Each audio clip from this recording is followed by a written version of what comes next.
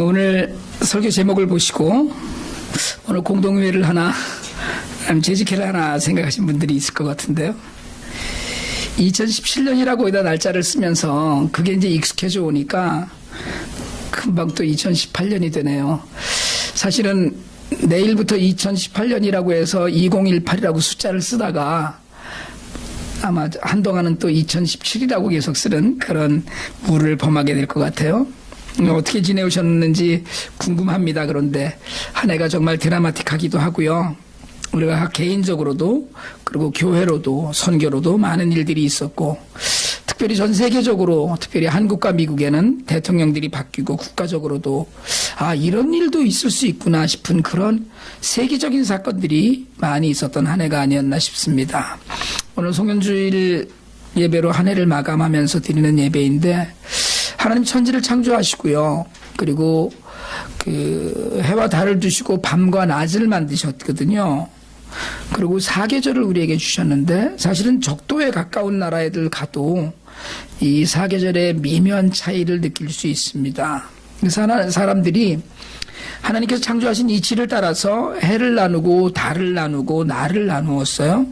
그래서 저는 해를 나누는 것이 큰 의미가 있다고 생각을 합니다. 오늘이 지나고 오늘 저녁에 우리가 송구영신 예배를 드리고 내일 아침을 맞는다고 해도 전혀 다른 세상이 오는 건 아니거든요. 오늘 이렇게 춥고 정말 세계적인 추위 같은데 오늘 그렇다고 해서 내일 아침 된다고 갑자기 꽃이 피거나 이러지는 않거든요. 그냥 쭉 이루어지는 거예요. 그런데 하나님의 창조와 섭리의 길을 따라가면서 내일이 새해가 된다는 것은 사실 우리에게 굉장히 큰 의미를 줍니다. 이게 그냥 기대를 품고 꿈꾸는 일들이 생기는 거거든요. 그래서 결국 오늘 하루를 보낸다는 것은 한 해를 마감한다는 얘기가 되는데, 대부분의 나라나 가정들 또 회사들이 1년을 단위로 살림을 헤아려 봅니다. 그러니까 우리는 그걸 결산한다고 그러거든요. 우리도 오늘을 마지막으로 이제 결산해요. 우리 교단은 사실은 매년 7월이 결산인데 7월을 시작으로 합니다. 그런데 우리는 12월을 보내고 1년을 결산할 텐데, 여러분 세상은 본전이 얼마 들어갔는지 이걸 따져서 수익을 계산해요. 얼마나 벌었나. 그래서 얼마나 벌었나, 얼마나 잘 썼나, 얼마나 숫자가 높아졌나, 그게 지표가 좋아졌나 뭐 이러잖아요. 경제가 얼마나 좋아졌나 이걸 따집니다. 그러니까 얼마나 이익이 났나. 애플이 최근에 사기에 가까운 행동을 해서 주가가 떨어지고 손해가 막심할 거라는 이야기를 하는데, 그래도 그 사람들은 손해보는 장사는 안 할 것 같아요. 결산을 해보면 이익이 좀 줄어들긴 하겠지만 이익을 분명히 낼 것 같아요. 워낙에 장사에 민감한 기업이니까요. 그런 식으로 정산해보고 결산하는 이유는 얼마를 벌었느냐가 사실은 중요한 일이 아닙니다. 결산을 하는 이유는 앞으로 어떻게 할 것인가를 그 자료를 얻는 거예요. 그러니까 날짜를 정해서 우리가 한 달마다 또는 3개월마다 6개월마다 1년마다 이렇게 결산을 하는 이유는 그 다음번에 어떻게 할 것인가에 대한 자료를 축적하는 겁니다. 우리가 역사를 배우는 이유도 그 역사 앞에서 우리는 어떻게 할 것인가를 결정하자고 하는 것이거든요. 요즘 우리가 특강 종교계 역사를 공부하면서 우리가 그동안 얼마나 잘못 알고 믿어왔는지를 돌아보게 돼요. 그걸 확인하게 되거든요. 역사는 우리의 삶의 지표가 되어주고 가장 현실적이고 결정적인 계기를 제공합니다. 그러면 가운데 우리가 해마다 한 해가 끝나면 그 해를 돌아보고 새해에는 좀 더 나아지는 살림살이를 꿈꿉니다. 새해에는 좀 더 성숙해지기를 소망해요. 그러니까 매일 똑같이 떠오르는 태양을 새해 첫날 맞이한다고, 여러분 세상에 이 일출 보러 동해바다로 가고 롱아일랜드 몽타그로도 가고 그렇게 몰려가기도 해요. 이유가 뭡니까? 오늘 아침에 떴던 해나 내일 아침에 떴던 해는 똑같습니다. 그런데 이유는 뭐냐? 오늘을 마감하고 내일 맞는 새해에는 뭔가 다른 꿈을 꾸고 소망하고 싶어서예요. 결단을 하고 싶어서거든요. 그러니까 새해를 꿈꾼다는 것은 보내는 한 해 2017년이 부족한 것이 있었다는 이유가 되기도 하고요. 아쉬움이 있었다는 것이기도 하고요. 또 하나는 좋은 일이 있으니까 좀 더 나아질 수 있을 거라는 생각을 한다는 거예요. 우리 교회는 지난 1년 동안에 부지런히 예배드리면서 지나왔어요. 3박 4일간 성도들이 모여서 수련회도 모였고, 또 하이델베르그 요리문답을 끝내기도 했고요. 로마서를 공부하기도 했고, 또 애들은 여전히 한글 공부하기도 하고 성경 공부를 했습니다. 우리 청년들이 청년연합수련회도 참가를 하고 청년들끼리 모임을 시작했고요. 그리고 그 안에서도 말씀을 나누고 교제를 나누고, 그리고 성경 공부를 하고 종교사를 배우기도 했습니다. 금년에 우리 잘 알듯이 금년에 만나서 결혼한 청년도 있고, 아까도 말씀드렸듯이 내 가정이 등록을 하기도 했고요. 물론 아직 너무 적은 숫자가 모이긴 하지만, 생각해보니까 1년을 생각해보니까 우리에게 아직도 꿈이 있고 소망이 있구나. 금년 한 해가 그래도 하나님의 은혜 안에 있었다, 이런 생각을 하게 되거든요. 한 해를 돌아보면서 우리가 할 수 없는 일들도 너무나 많았습니다. 사실은 어떻게 보면 우리가 이렇게 모이는 것조차도 어떻게 이렇게 모이지? 어떻게 애들이 이렇게 잘하지? 여러분, 애들 잘하는 걸 보면 매주 와서 성경을 외우고 이러는 걸 보면 그럴 때마다 흥분될 정도로 하나님의 은혜가 느껴져요. 우리가 선교하고 있는 IT 사역 더 말할 것도 없죠. 우리 빈약함 속에서 하나님 강하고 풍성하심이 드러났습니다. 2017년 한 해 동안에 제가 7차례를 IT를 다녀왔는데, 삼성고아원 렌트 계약, 재계약했고요. 400명 아이들이 여전히 식량과 의약품을 공급받을 수 있었고, 또 참 기억에 남는 것이 2명의 여자아이를 너무나 열악한 환경 가운데서 너무나 좋은 고아원으로 옮겨주기도 했습니다. 세계 고아원에서 학교를 운영해서 100명이 넘는 아이들이 공부를 하고 있고요. 그 아이들을 빼놓고도 거의 50명에 가까운 아이들을 외부 학교에 교복 입혀서 등록시켜서 보내고 있습니다. 그리고 이제 새해에 저희가 처음으로 IT에 건축을 하려고 합니다. 이게 거의 한 20만 불쯤 들어가는 일인데, 이런 꿈을 꿀 수 있는 것도 사실은 지난 세월 동안 쌓이고 쌓인 하나님의 은혜가 있었기 때문이라고 믿습니다. 때마다 결산하는 이유는, 그래서 잘잘못을 따지는 것만이 아니라 반걸음이라도 앞으로 나아가기 위함입니다. 그래서 우리 삶의 주인이 되시고 교회의 주인이신 하나님이 계시다는 것을 믿고 그 믿음 안에 고백하면서, 하나님께서 우리의 모든 것을 주장하신다고 믿지만 그 믿음이 머릿속에 입술로만 남는 것이 아니고 결산해야 될 때가 오기 때문에 우리가 우리의 믿음을 돌아보자는 거거든요. 여러분, 사실은 믿는 자들의 결산은 오늘이 아닙니다. 믿는 자들의 결산은 마지막 날이에요. 해마다 결산을 해서 잘한 일은 잘된 일은 장려하고 못한 일은 바꾸어 보기도 하고, 그래서 다시 시작되는 새로운 365일은 좀 더 나아지는 꿈을 꾸기 위해서 결산하면 참 좋은데, 여러분, 이건 해마다 있는 결산은 그렇지만 하나님 앞에서의 결산은 그렇지 못해요. 한 번의 결산 보고를 통해서 하나님 나라의 잔치에 우리가 참여할지 아니면 쫓겨날지가 결정됩니다. 오늘 우리가 읽은 본문은 주인으로부터 달란트를 받은 종들이 주인 앞에서 자기가 한 일에 대해서 결산 보고를 하는 내용입니다. 종들은 달란트를 받았다고 그랬거든요. 이게 적지 않은 돈입니다. 그런데 이 달란트를 요즘 우리는 각자에게 주어진 재능, 믿음, 능력, 은사, 마음 등으로 해석을 해요. 그래서 달란트에서 탤런트가 나왔다고 우리가 얘기하거든요. 근데 어떤 은사를든 우리에겐 주셨다는 거예요. 이걸 마음에 두고 오늘 말씀을 생각하면 믿는 자들에게는 사명의 달란트를 누구에게나 주셨다는 거예요. 주인이 잠시 땅을 비우고 떠나야 할 일이 있었습니다. 종들에게 재산을 맡겼어요. 일을 맡기는 것이죠. 그런데 이 종들은 어쩌면 주인이 하던 일을 계속했을 거라고 학자들이 많이 이야기합니다. 그 일이 자신에게 중요한 일이었어요, 주인에게는. 그래서 주인이 그 일을 계속하기 위해서 돈을 맡깁니다. 오늘 영어 성경에는 그 bag of gold라고 이야기해요. 달란트라고 얘기했는데, 달란트라고 하는 이야기는 구약과 신약을 통틀어서 가장 큰 화폐 단위입니다. 그래서 한 달란트는 6천 데나리온 6천 드라크마라고도 하는데 큰 돈이에요. 얼마나 큰 돈이냐면 20년치 일당입니다, 이게. 20년 7당이. 쉽게 얘기하자면 한 달란트는 혹시 우리가 그냥 하루에 100불을 번다 이야기를 하면 한 달란트는 대략 한 60만 불이 넘는 돈이라는 거죠. 뭐 1년을 300일로 따진다면. 그러니까 5달란트, 2달란트도 엄청나게 큰 돈이지만 한 달란트도 무시할 수 없는 돈이에요. 주인은 길을 떠나면서 자신의 가진 것을 다 금으로 바꿔서 나눠주었어요. 그리고 우리가 읽은 대로 5달란트를 받은 사람이 그 돈으로 사업을 해서 10달란트를 만들었어요. 2달란트를 받은 사람도 역시 열심히 사업을 해서 두 배로 재산을 불렸습니다. 그런데 문제는 한 달란트를 가진 사람이에요. 말씀드렸듯이 한 달란트 결코 작은 돈이 아니거든요. 이걸 적지 않은 돈이었는데 이 돈을 받아서 고민했어요.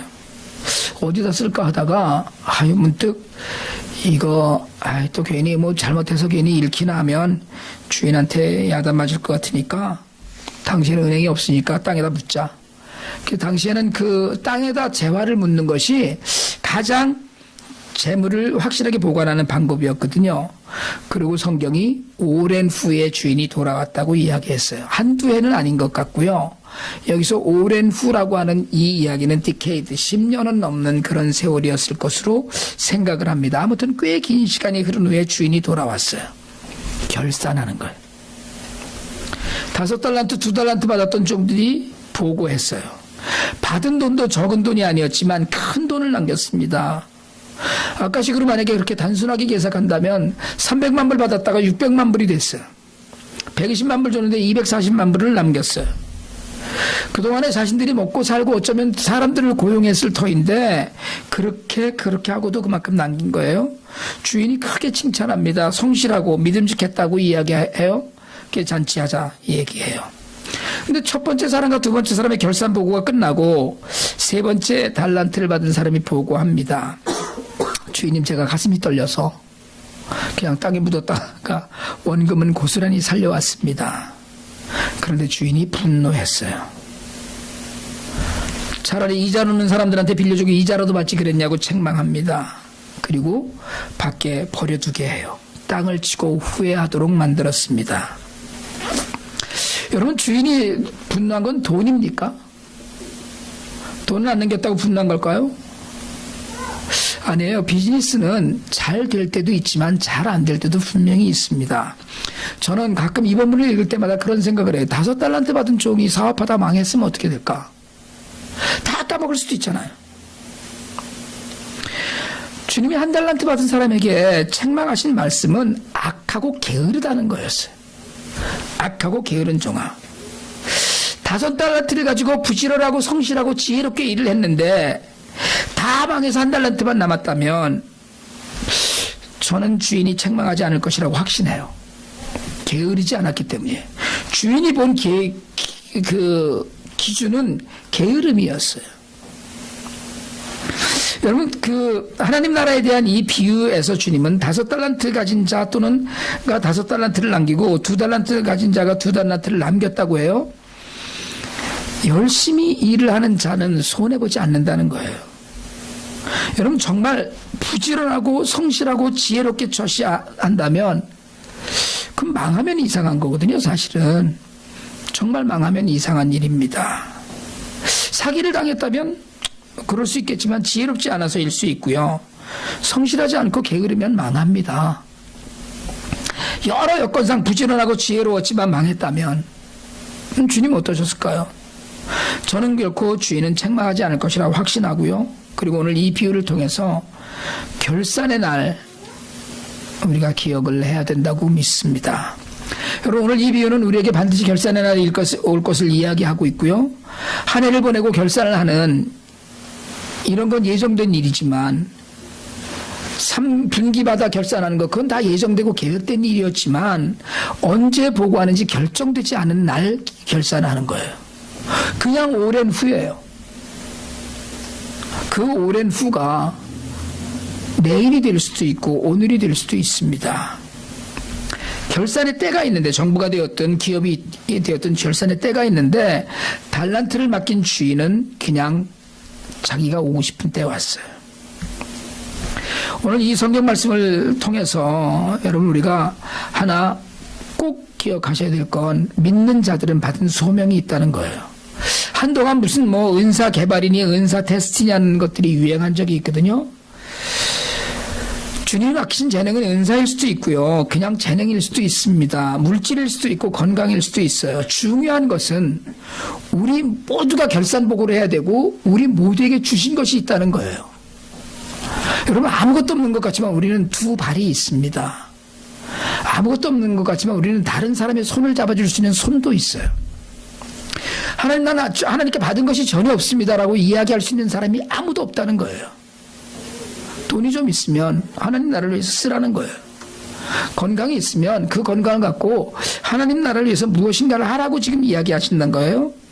시작하면 끝나는 날이 반드시 옵니다. 인생은 육신을 입고 사는 이 땅에서 영원하지 않아요. 오늘 이 본문을 살피면서 우리가 첫 번째로 기억해야 될 것은 모든 일엔 주인이 있다는 거예요. 우리에게 주인이 있습니다. 여러분 종들에게 저절로 돈이 있는 게 아니에요.